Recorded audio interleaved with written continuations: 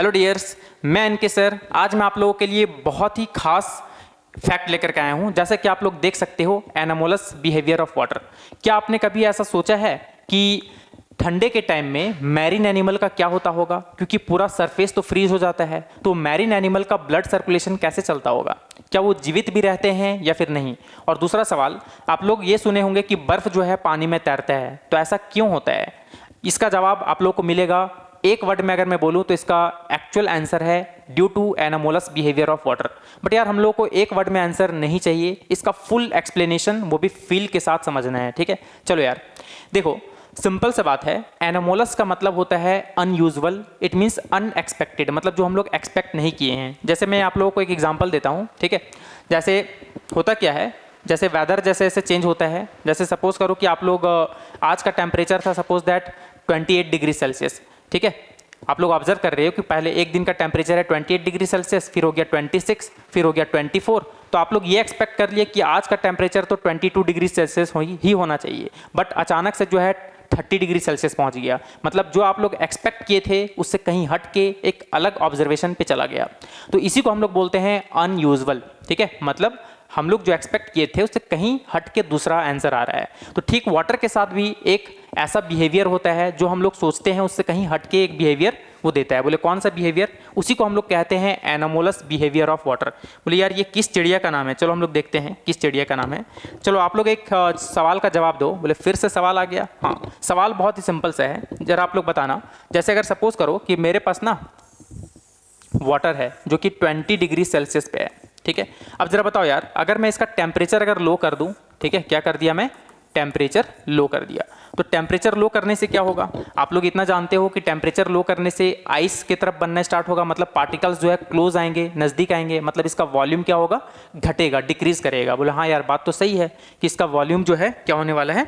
Decrease करेगा। तो देख सकते हो इसका वॉल्यूम जो है कम हो गया पहले के कंपेरिजन में। मान लिया जाए 10 डिग्री सेल्सियस पे ले आया, तो इसका वॉल्यूम जो होगा वो क्या हो गया? कम हो गया। वॉल्यूम कम हो गया तो बताओ यार इसका डेंसिटी क्या होगा? आप लोग ऑफ कोर्स बोलोगे कि डेंसिटी बढ़ गया होगा। डेंसिटी होता है मास पर यूनिट वॉल्यूम। छोड़ो, इतना लंबा चौड़ा आप लोग को नहीं समझाना है। डेंसिटी होता है number of particles per unit volume. आप लोग पुराने लोगों से सुने होंगे कि इसका बाल बहुत घना है, इसका बाल बहुत पतला है। घना का मतलब क्या होता है यार? जैसे बोलते हो जंगल बहुत घना जंगल है। ठीक है, तो इसका मतलब है कि बहुत ज़्यादा पेड़ लगा हुआ होगा, है ना? मतलब गैप जो है पेड़ के बीच में बहुत कम होगा, ना के बराबर। तो हम लोग बोल रहे हैं कि हाँ बहुत घना है। ठीक है, अब मान लिया जाए कि आपके सर में एक बाल यहाँ है, एक बाल यहाँ है, तो क्या आप लोग बोलोगे कि बहुत घना बाल है? नहीं, क्योंकि आपके सर में सिर्फ 2 बाल है। ठीक है, लेकिन अगर किसी के सर में अगर नंबर ऑफ हेयर्स बहुत ज़्यादा होगा, ठीक है, तो समझ जाना कि उसका वॉल्यूम, इतना ही वॉल्यूम में, फिक्स वॉल्यूम में उसका डेंसिटी ज़्यादा है। चलो मैं दूसरा एग्जांपल देता हूं। सपोज करूं कि 2 कमरा का साइज सेम है। ठीक है, 2 कमरा का साइज सेम है। अब दोनों कमरा में, एक कमरा में सपोज दैट कि 2 लोग हैं और एक कमरा में 100 लोग हैं, तो समझ सकते हो कि कमरा का साइज तो सेम है यार, लेकिन एक में तो 2 है, मतलब वो लोग एकदम मस्त आराम से बैठे होंगे, सोए होंगे, कुछ भी कर रहे होंगे। लेकिन सोचो जहां पर 100 है वहां पर जो है समझ लो कि नंबर ऑफ पर्सन ज़्यादा है। ठीक है, इसका मतलब वहां पर एकदम देहाती में बोलो तो ठूस ठूस के भरा हुआ है। ठीक है, इसका मतलब है कि वो ज़्यादा डेंस है, घना है ना? मतलब डेंसिटी उसका ज़्यादा है। तो समझ लो कि यहाँ का पार्टिकल्स, सोचो कमरा का साइज अभी बड़ा था, ठीक है, यहाँ पर मान लो 100 पार्टिकल्स था। अब कमरा का साइज छोटा हो गया और उतना ही छोटा कमरा में 100 पार्टिकल है, मतलब अब सारा पर्सन क्या हो गया होगा? नज़दीक नज़दीक आ गए होंगे। इसका मतलब है कि इसका डेंसिटी ज़्यादा हो गया होगा। चलो ये बात तो समझ में आ गया कि टेम्परेचर कम किए तो पार्टिकल्स नज़दीक हुए, नज़दीक हुए मतलब वॉल्यूम कम हुआ, वॉल्यूम कम हुआ इट मीन्स डेंसिटी ज़्यादा हुआ। बोले हाँ यार, बात तो समझ में आ गया, लेकिन क्या करें? अब देखो, करना कुछ नहीं है। अब मेरा एक और सवाल का जवाब दो।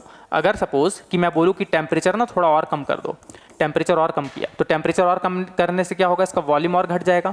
मान लो ये आ गया 4 डिग्री सेल्सियस पे। ठीक है, तो इसका वॉल्यूम पहले के कंपैरिजन में और घट गया होगा। बोले हाँ, वॉल्यूम तो और घट गया होगा, तो डेंसिटी और ज़्यादा बढ़ गया होगा। बोले हाँ यार, ये बात तो बिल्कुल सही है, डेंसिटी और ज़्यादा बढ़ गया होगा। चलो ठीक है, यहाँ तक तो मान लिए। अब आगे क्या करें? अब देखो, अब मैं इसको थोड़ा सा ना आप लोगों को थोड़ा समझाने के लिए इसको सिंपली थोड़ा छोटा करता हूँ। ठीक है, समझना इसको। देखो यही चीज़ है।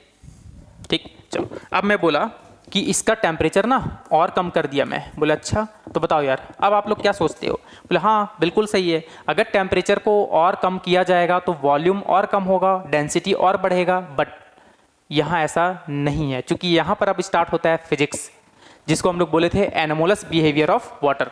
अब यहाँ से जो है अनयूजुअल प्रॉपर्टी स्टार्ट हो गया। देखो यार, जैसे हम लोग टेम्परेचर और कम करेंगे ना, तो एक्चुअली में ये वॉल्यूम कम नहीं होगा, वॉल्यूम धीरे धीरे बढ़ेगा। सपोज दैट कि ये 0 डिग्री सेल्सियस पे आ गया, ठीक है, तो वॉल्यूम क्या होगा, बढ़ जाएगा, ठीक है, वॉल्यूम बढ़ जाएगा और डेंसिटी क्या होगा, कम हो जाएगा। अब देखो एक मज़े की बात बताऊं, जो 4 डिग्री सेल्सियस है ना, इसमें वॉल्यूम सबसे मिनिमम होता है, बोले वॉल्यूम सबसे मिनिमम होता है और डेंसिटी सबसे मैक्सिमम होता है। इससे बड़ा डेंसिटी और कुछ हो ही नहीं सकता है, किसी भी टेम्परेचर में नहीं होगा। डेंसिटी इस टेम्परेचर पे सबसे मैक्सिमम होता है। बोले अच्छा यार, तो क्या करें? अब देखो यहाँ पर आप लोग समझ सकते हो कि 4 डिग्री सेल्सियस से चाहे आप टेम्परेचर बढ़ाओ या फिर टेम्परेचर कम करो, वॉल्यूम एक्सपेंड करता है दोनों केस में। देखो टेम्परेचर या तो क्या करो, बढ़ाओ या फिर टेम्परेचर घटाओ, ठीक है। दोनों केस में क्या होगा, देखो दोनों केस में क्या होने वाला है, वॉल्यूम बढ़ेगा, इट मीन्स वॉल्यूम जो है एक्सपेंड करेगा, तो डेंसिटी क्या होगा, कम होगा, डेंसिटी क्या होगा, कम होगा। मतलब 4 डिग्री सेल्सियस ये एक ऐसा केस है, टेम्परेचर है, जिसमें वॉल्यूम सबसे मिनिमम होगा और डेंसिटी सबसे मैक्सिमम होगा, ठीक है। आप लोग 4 डिग्री सेल्सियस से या तो टेम्परेचर बढ़ा दो या फिर घटा दो, वॉल्यूम एक्सपेंड करने वाला है। तो यही है अनयूजुअल बिहेवियर ऑफ वाटर, जिसको हम लोग एक वर्ड में बोलते हैं एनोमोलस बिहेवियर ऑफ वाटर, ठीक है। तो देखो यार, अब मैरीन एनिमल कैसे जीवित रहते हैं इसका मैं जवाब देता हूं। आप लोगों को ये कॉन्सेप्ट समझ में आ गया होगा। देखो सिंपल सा बात है, अगर मेरे पास सपोज एक बहुत बड़ा समंदर है, समंदर समझना इसको, ठीक है। अब सपोज करो कि ये समंदर का टेम्परेचर ना 6 डिग्री सेल्सियस है, समझना एकदम बहुत बढ़िया तरीके से। अब ठंडे के टाइम में सराउंडिंग का टेम्परेचर देखो, सबसे पहले तो सराउंडिंग का टेम्परेचर, सबसे ऊपर वाला टेम्परेचर लो होगा। सपोज करो कि सराउंडिंग का टेम्परेचर हो गया 4 डिग्री सेल्सियस, ठीक है। कितना हो गया, 4 डिग्री सेल्सियस। अब जरा सोचो 4 डिग्री सेल्सियस जैसे होगा, तो देखो यहाँ पर सबसे पहले ये ऊपर का सरफेस जो होगा पानी का, वो सबसे पहले 4 डिग्री सेल्सियस होगा।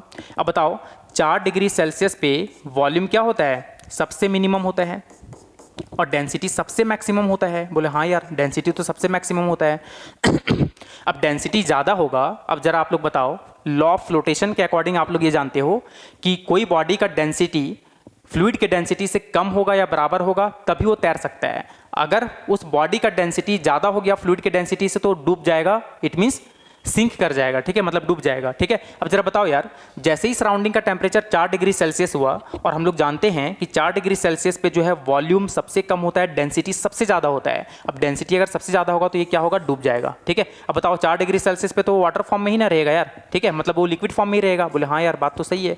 इसका मतलब ये नीचे चला गया और इसका डेंसिटी क्या होगा, सबसे ज़्यादा होगा। इससे डेंसिटी और कुछ ज़्यादा हो नहीं सकता है। अब सोचो सराउंडिंग का टेम्परेचर अगर लो हो जाए, 3 हो जाए, ठीक है, 2 हो जाए, 1 हो जाए, 0 हो जाए, 0 डिग्री सेल्सियस भी हो जाएगा या नेगेटिव में भी हो जाएगा, तो बताओ इसके डेंसिटी से तो कम ही रहेगा ना वो। इसका मतलब जब फ्रीज होगा ना, जब 0 डिग्री सेल्सियस में जब फ्रीज होना स्टार्ट होगा तो ऊपर का ही सरफेस सिर्फ फ्रीज होगा। अब सोचो इसका तो डेंसिटी इसके कंपेयर में क्या है, कम है, तो इसका मतलब वो तैरेगा। मतलब सबसे पहले जो बर्फ बनेगा वो वाटर का सरफेस बनेगा, ठीक है, और उसका डेंसिटी 4 डिग्री सेल्सियस वाले से तो जाहिर सा बात है कि कम होने वाला है, तो वो तैरने वाला है। अब वो तैरेगा तो बताओ नीचे का जो 4 डिग्री सेल्सियस है ना, वो एकदम लिक्विड फॉर्म में ही रहेगा, वो कभी भी बर्फ नहीं जमने वाला है। क्यों? क्योंकि ऊपर तो बर्फ जम चुका है, चूंकि इसका डेंसिटी सबसे कम है, और वो फ्लोट करेगा, और फ्लोट करेगा इट मीन्स एज अ वो बैरियर के जैसा काम करेगा। किसके जैसा? बैरियर। तो सोचो यही जो है ना वो मैरीन एनिमल को बचाता है, मछली वगैरह कुछ भी, मगरमच्छ जो भी है, ठीक है, ये बैरियर के जैसा काम करता है। क्योंकि 4 डिग्री सेल्सियस पे जो है समझ लो कि डेंसिटी सबसे मैक्सिमम होता है, मतलब वो सबसे बॉटम में होगा लिक्विड फॉर्म में। अब जैसे ही उससे टेम्परेचर कम होगा तो सबसे पहले ऊपर का सरफेस फ्रीज हो जाएगा और वो एज अ बैरियर के जैसा काम करेगा और सारे मैरीन एनिमल को बचाएगा। तो उम्मीद करता हूँ कि ये फैक्ट आप लोगों को बहुत ही अच्छा लगा होगा। तो आज के लिए इतना ही, थैंक यू।